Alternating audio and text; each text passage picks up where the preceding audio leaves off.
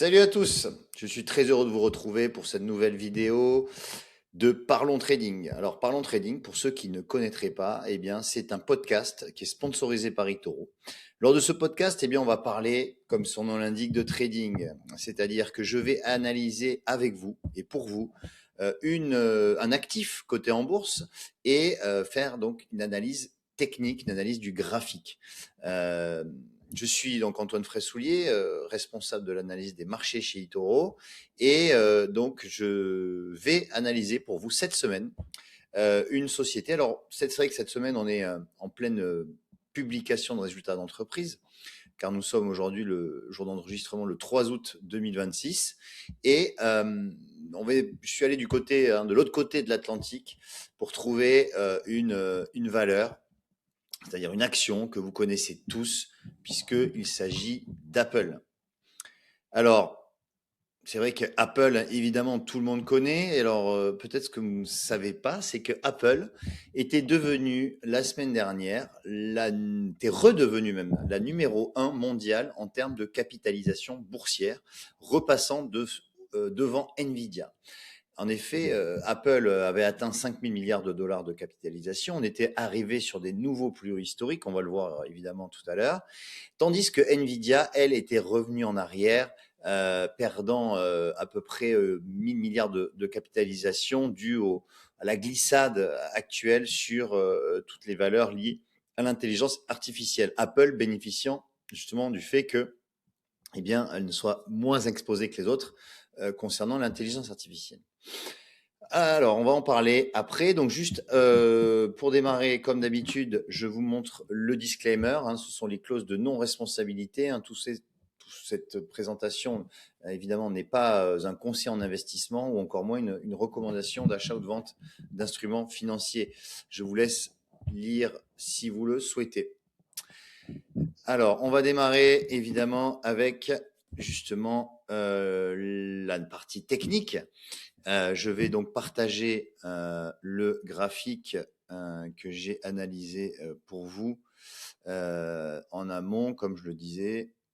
Voilà. Alors, donc ce que j'aime bien faire en général, ceux qui me suivent le savent, c'est de partir sur une longue période. J'aime bien partir sur du long terme pour savoir d'où on vient.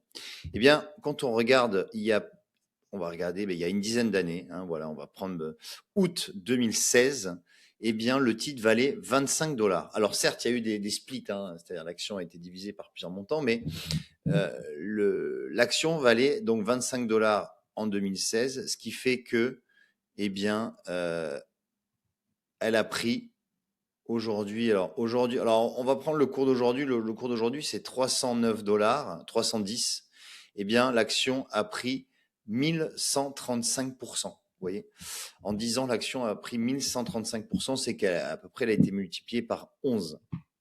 Voilà. Maintenant, vous le voyez aussi, c'est intéressant. Donc là, je suis sur un graphique en données weekly, c'est des données hebdomadaires. Donc une bougie représente une semaine. Et bien, vous voyez que depuis finalement depuis que c'est coté en bourse, Apple n'est jamais repassé au-dessus de sa moyenne mobile à 200 semaines. On l'a testé ici en 2018 sans la casser et on l'a retesté. Alors c'est très intéressant ici en mars 2025. Donc c'est vrai que cette période de début 2025, on avait vraiment l'impression que Apple allait se retourner, enfin allait basculer en tendance baissière. Et finalement, ça n'est jamais arrivé puisque encore une fois, ici vous voyez en mars 2025, eh bien, le titre a rebondi sur la moyenne mobile 200 semaines, pardon. Et donc, cette moyenne mobile 200 semaines, ça fait vraiment office de support à long terme. Il y a également la moyenne mobile à 50 semaines qui correspond, qui est en bleu ciel que vous voyez et qui peut aussi faire office de support. Mais la moyenne mobile, pour vous rappeler à quoi ça sert, ça vous donne l'orientation de la tendance. Donc là, vous voyez que à long terme, les moyennes mobiles sont vers le haut, sont une direction haussière. Donc la tendance sur Apple à moyen terme, enfin à moyen long terme plutôt, est haussière. Après, j'ai trace aussi les supports et résistances. Alors, j'aime bien tracer un point pivot, c'est-à-dire c'est un niveau pour moi Si on repassait dessous, eh bien, ça serait aussi un basculement de tendance, un retournement de tendance. Et pour moi, le point pivot des 200 $, c'est un point très important puisque à plusieurs reprises, ça constituait un sommet. C'était un obstacle, hein, c'était une résistance. Donc ici et ici, hein, c'était un niveau que le titre n'arrivait pas à dépasser. C'était des sommets historiques. En revanche, on l'a bien dépassé ici en juin 2024. On est revenu tester. Alors effectivement, on l'a enfoncé, mais très vite, on l'a réintégré. Et derrière, ça a été aussi, ben voilà, ça fait maintenant, c'est un niveau qui est très lointain par rapport au cours actuel. Après, j'ai tracé 2 supports ici. Vous voyez, les supports, c'est en général, c'est des niveaux lorsque les cours sont atteints. On atteint ce niveau, il y a un rebond. Et là, vous le voyez également, il y a eu ce niveau. Et ensuite, le plus haut historique, le all-time high, c'est 340 $. Alors maintenant, je vais zoomer un petit peu parce que je vais mettre en daily. Et vous voyez qu'en daily, en daily, ce niveau, enfin cette moyenne mobile 200 jours, donc là pour le coup, puisqu'on est en daily, fait office de support également. Elle est en violette. Donc vous voyez ici, en mars 2026, on a voulu retester, enfin on l'a testé, on l'a pas cassé et on a rebondi. Maintenant, que s'est-il passé? Alors pourquoi c'est intéressant aujourd'hui d'analyser Apple? Parce que justement, après avoir fait des plus hauts historiques, donc 29 juillet dernier, hein, donc c'était il y a 3 séances, eh bien, on a eu cette forte baisse. On a eu moins 6%, plus moins.